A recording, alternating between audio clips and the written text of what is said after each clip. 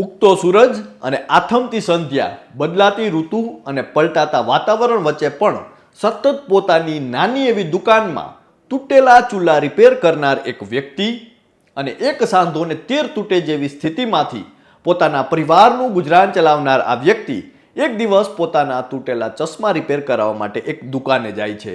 પરંતુ તેને ક્યાં ખબર હશે કે ચશ્મા સાથે અચાનક તેની તૂટેલી કિસ્મત પણ રિપેર થઈ જશે. જી હા, કારણ કે જીવનના કપરા પડકાર વચ્ચે લોકોના તૂટેલા ચૂલા રિપેર કરીને પોતાનો ચૂલો સળગતો રાખનાર આ વ્યક્તિ આજે કરોડોનો માલિક છે. ઉબડખાબડ જિંદગીએ અચાનક એવો તો પલટો માર્યો જેના વિશે જાણીને તમે પણ આશ્ચર્યચકિત થઈ જશો.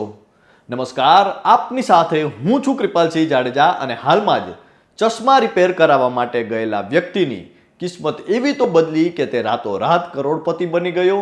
આવો આ સમગ્ર કિસ્સા વિશે વિગતે વાત કરીએ વાત ગુજરાતી પર. આમ તો આપણે ત્યાં કહેવાય છે કે ઘણી વખત કિસ્મત માણસના જીવનમાં મોટું પરિવર્તન લાવી શકે છે. કોઈના સંઘર્ષ સામે જીવન ટૂંકું પડે છે તો કોઈ એક ક્ષણમાં સફળતાના શિખરે બિરાજમાન થાય છે. ઘણી વખત કોઈના માથા પરથી પરસેવાની નદીઓ વહેતી હોય છે અને કપાળ કોરું ધાક રહી જાય છે. ત્યારે આજે એક એવી ઘટના વિશે વાત કરવી છે જેના વિશે સાંભળીને તમે પણ આશ્ચર્યચકિત થઈ જશો. જી હા, રાત દિવસ સતત અને અવિરત પોતાની નાની એવી દુકાનમાં બેસીને લોકોના તૂટેલા ચૂલા રિપેર કરવાનું કાર્ય કરનાર એક વ્યક્તિ આજે કરોડોનો માલિક બની ગયો છે, જેની હાલ ચારેકોર ચર્ચાઓ થઈ રહી છે. અને એક નાની એવી ઘટનાથી આ વ્યક્તિના જીવનમાં એવું તો પરિવર્તન આવ્યું જેની હાલ કહી શકાય કે દરેક મુખે વાતો થઈ રહી છે.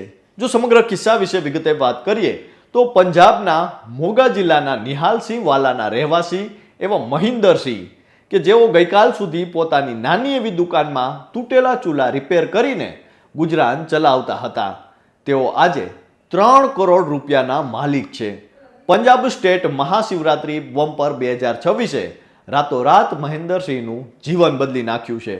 આ દરમિયાન મહેન્દરસિંહે જણાવ્યું છે કે તેમના દીકરાના તાજેતરમાં જ લગ્ન થયા હતા. લગ્નની ઉજવણી દરમિયાન તે અને તેમના પરિવારજનો ગુરુગ્રામના એક મંદિરમાં દર્શન કરીને પાછા ફરી રહ્યા હતા. રસ્તામાં તે પોતાના ચશ્મા રિપેર કરાવવા માટે પાટણ માર્કેટમાં રોકાયો. આ દરમિયાન ચશ્માની દુકાન પાસે આવેલી એક લોટરીના સ્ટોલ પર તેની નજર પડી, જ્યાં તેણે લોટરીની ટિકિટ ખરીદી લીધી. પરંતુ તેને કોઈ એવો ખ્યાલ નહોતો કે આ લોટરી તેને જ લાગશે અને તેને ધારી નહોતી તેવી ઘટના ઘટી અને તે 3 કરોડની લોટરી તેને જ લાગી. આગળ તેઓ કહે છે કે આ માત્ર સંયોગ નથી પણ ઈશ્વરના આશીર્વાદ છે.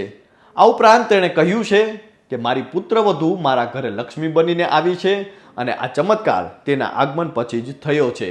સાથે જ હું ભગવાન શિવનો મહાન ભક્ત છું અને મહાશિવરાત્રિના આ શુભ પ્રસંગે મહાદેવે મારા પર આ આશીર્વાદ વર્ષાવ્યા છે. મહિન્દરે કહ્યું છે કે તે ઘણીવાર પોતાનું નસીબ આજમાવતો હતો, પરંતુ તેણે ક્યારે આટલી મોટી જીતનું સ્વપ્ન પણ જોયું નહોતું. અને આજે જ્યારે 3 કરોડની રકમ મળી છે ત્યારે તે આ ઇનામી રકમ સમાજ સેવામાં ખર્ચ કરશે તેવું તેને જણાવ્યું છે.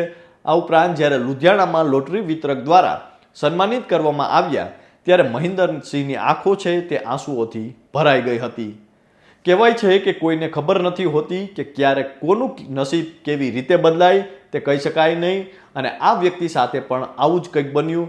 એક લોટરીની ટિકિટે તેમનું જીવન હવે કાયમી માટે બદલી નાખ્યું છે.